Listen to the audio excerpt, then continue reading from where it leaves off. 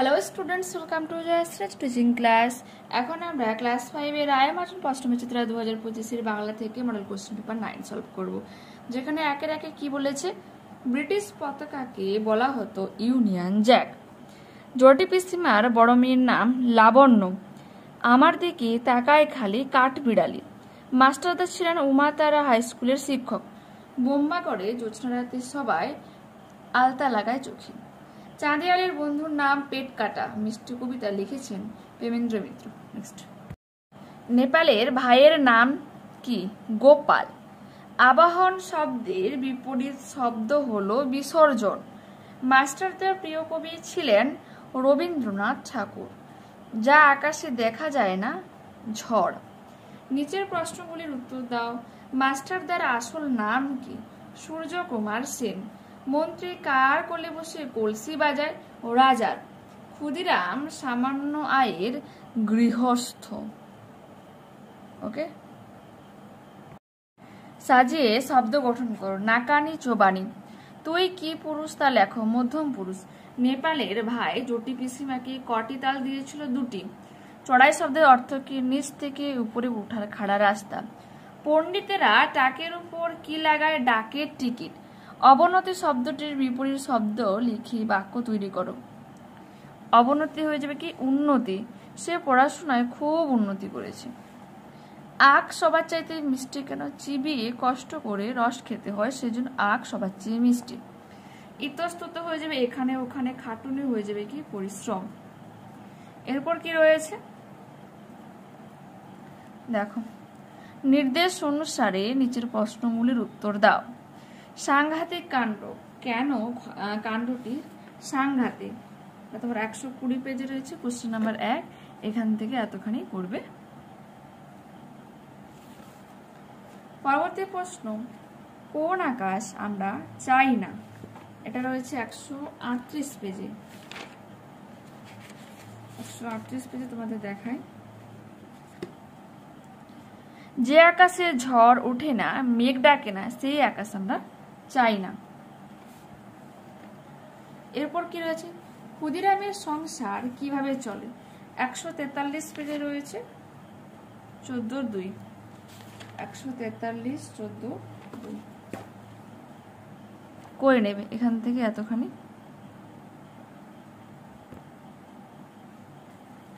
পরবর্তী প্রশ্ন, বাক্য গঠন করো।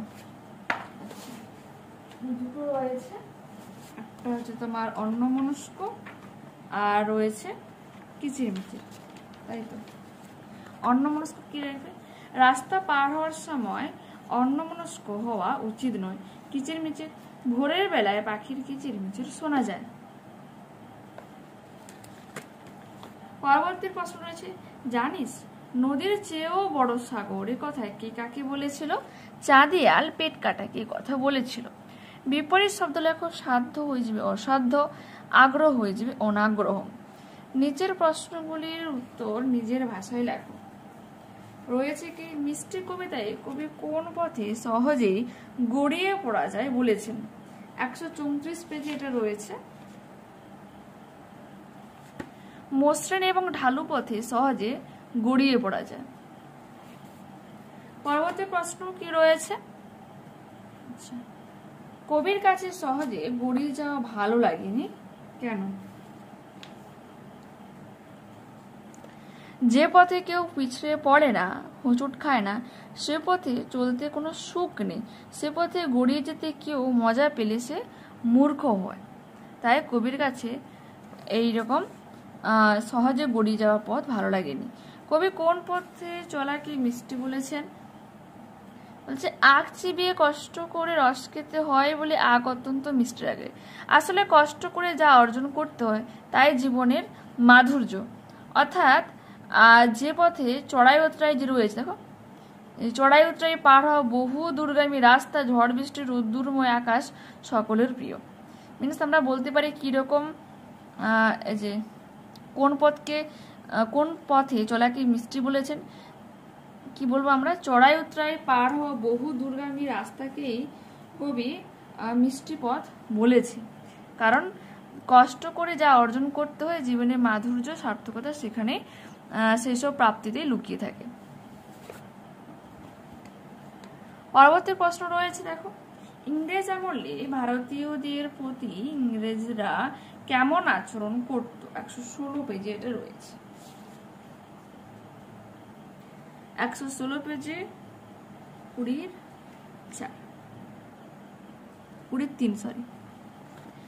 ইংরেজ আমলে ভারতীয়দের প্রতি ইংরেজরা অসহনীয় অত্যাচার করত।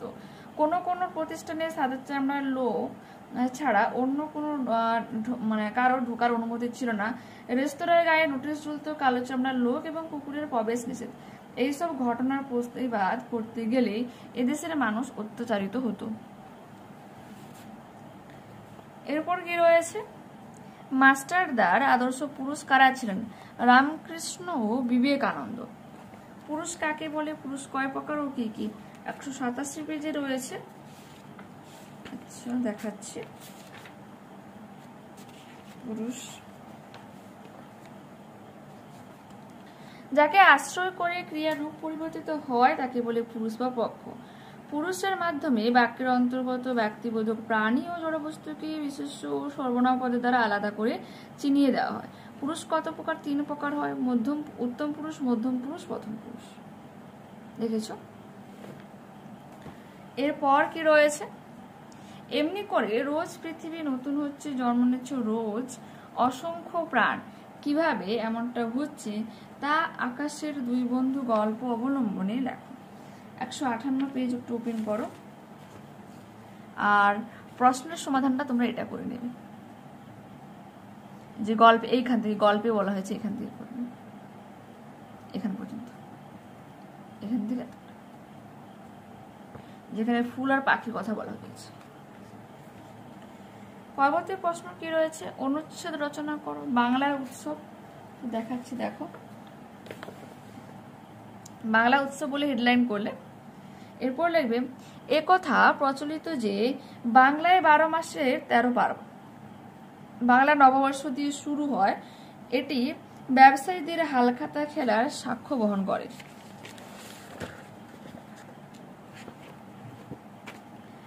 এরপর রথযাত্রা উৎসব পালিত হয়। শারদীয় উৎসব হিসাবে দুর্গাপুজো সবার সেরা।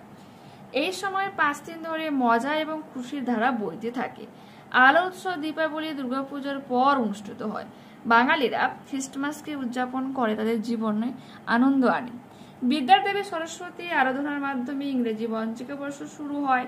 সবচেয়ে রঙিন উৎসব হোলি বা দোলযাত্রার মাধ্যমে বসন্তের আগমন ঘটে।